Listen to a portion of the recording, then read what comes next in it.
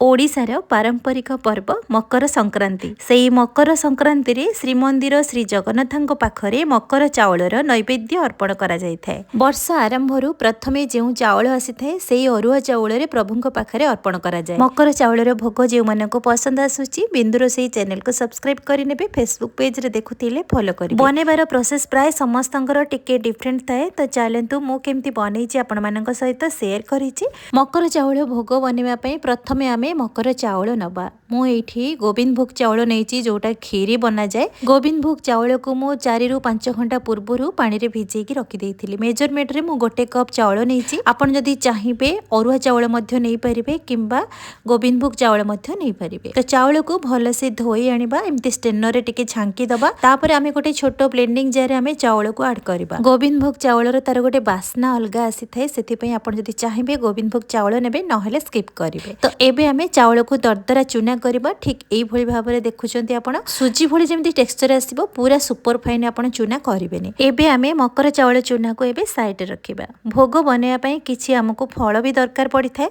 तो फल भितरु म नेछि एप्पल अंगूर काकुड़ी कमला गोटे कंदमूल नेछि। जे मानको कंदमूल भल लागे तो आपण ऐड करिवे नहले स्किप करिवे। ता बदल रे आपण शंख आलू जोटा कि चीनी आलू मध्य आपण ऐड करि परिबे। कंदमूल र तार चोपा छडे कि म एम्ति ग्रेटर रे कोरी आनिछि। जदि आपण चाहिबे छोट छोट पीसेस रे मध्य काटि परिबे। किंतु आपण जदि कोरी कि आपण भोग रे पकेबे ना ताहाले आपण खाइबा को बहुत टेस्टी लागिवो। एई भली भाबरे हमें कंदमूल को भल से कोरी कि एबे ताको साइड रखिबा। एपोटे किछि फल नेइथिली ताको भल से धोई कि म एम्ति छोट छोट पीसेस रे काटि आनिछि। ता सहित मु दुईटी कदळी कि मध्य एम्ति छोट छोट पीसेस रे काटि आनिछि। आपणको मन पसंद रे आपण जेमिति चाहिबे फल गुडी को काटि परिबे। एबे हमें गोटे बड़ बाउल को सब फल को ट्रांसफर करबा। एठी जो कमला नेइथिली कमला को मध्य एम्ति छोट छोट पीसेस रे मु काटि आनिछि। एठी मो फाळे नडिया को एम्ति कोरी कि नै आसीछि। आपण क्वांटिटी हिसाब रे बेसी कम करि परिबे। तापरे हमें जो कंदमूल को ग्रेटर रे कोरी कि रखिथिले से कंदमूल को एठी ऐड करबा।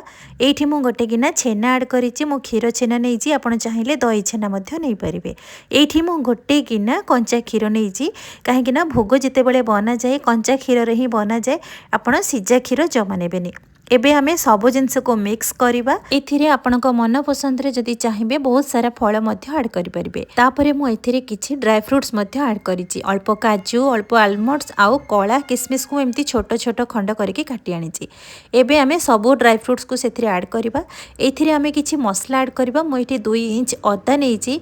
अल्प नेछि गोलमरिच नेछि गोटे चम्मच पाखा पाखी हाफ चम्मच लवंग नेछि आउ अल्प किछि गुजराती। तो सब जिनस को हमें भल से छेची आनिबा। पंचामृत किंबा भोग बनौचंती एई भली भाबरे मसला ऐड करंतु तार टेस्ट आ बास्ना बहुत बढ़िया आसीबो। एबे मसला छेचा को एथिरे ऐड करबा। तापरे एठी ऐड करबा कर्पूर।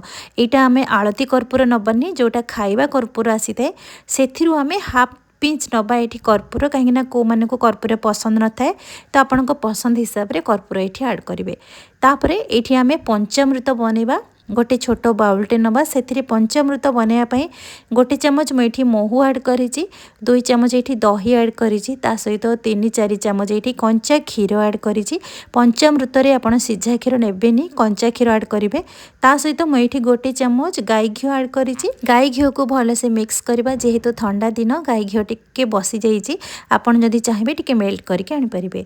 एठी मु अल्प किछि गुड़ ऐड करिछि। जेहेतु पंचामृत रे गुड़ ऐड करा जाय सेति पई एठी हमर बनिगला पंचामृत 5टी अमृत रु पंचामृत।